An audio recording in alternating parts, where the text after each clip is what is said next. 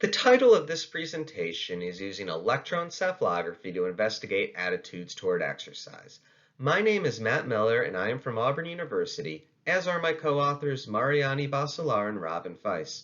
Marco Stow is from Coastal Carolina University, Brandon Alderman is from Rutgers University, and Patty Ekakakis is from Iowa State University. Recent theories of physical inactivity and exercise emphasize the role of automatic affective evaluations of exercise in explaining physical activity. Researchers have begun measuring automatic affective evaluations with behavioral measures, for example, response time, but most of these measures have failed to explain exercise behavior. Therefore, it is worth exploring other ways to measure automatic affective evaluations of exercise. One way to do so is with electroencephalography, EEG, in particular, the affective oddball paradigm.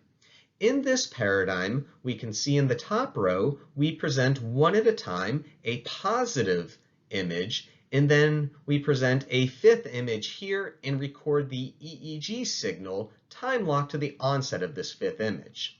We are interested in the P3 component of the EEG signal, which we can see is relatively small here. Let's look at the bottom row where we have the same four positive images, but now the fifth image is a negative image, meaning that it elicits an oddball response in the brain. This manifest is a large P3 component of the EEG elicited by that fifth image. In our study, we had 38 sufficiently active adults and 37 insufficiently active adults, and they were presented with series of positive, neutral, and negative stimuli. An exercise image was embedded within each of these series, and we recorded the P3 elicited by the exercise image to record the automatic affective evaluations of exercise. We also had participants explicitly rate the exercise images as positive or negative. We predicted that participants who were sufficiently active would show a large oddball response and hence a large P3 to exercise images presented among negative images, because presumably exercise is a positive thing for active people, and so it is odd when presented among negative images.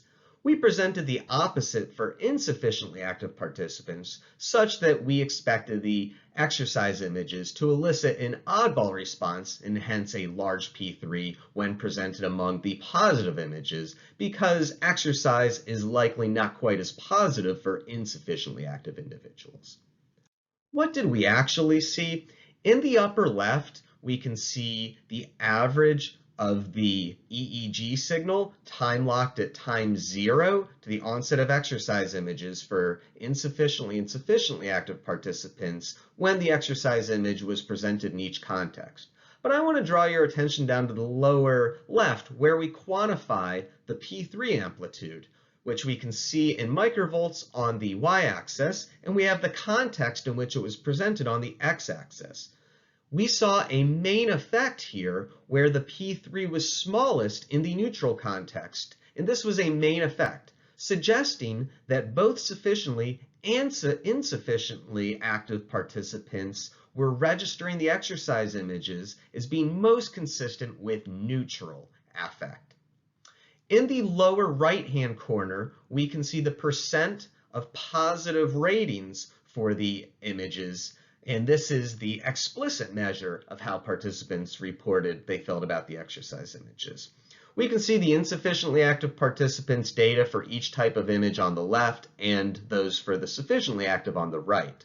And what you'll notice is that the insufficiently active participants are rating the exercise images as somewhere between neutral and positive, and the sufficiently active rating the exercise images as positive. So exercise images were reported as neutral to positive by insufficiently active participants and positive by the sufficiently active participants, but they were registered in the brain as neutral by both types of participants. Why did sufficiently active participants not register exercise images as positive? Exercise images depicted indoor gym-type exercise, which may not be automatically processed as positive even by some exercisers. Sufficiently active participants' intentions and self-control were markedly higher than those of insufficiently active participants, which may have been enough to push the former into physical activity.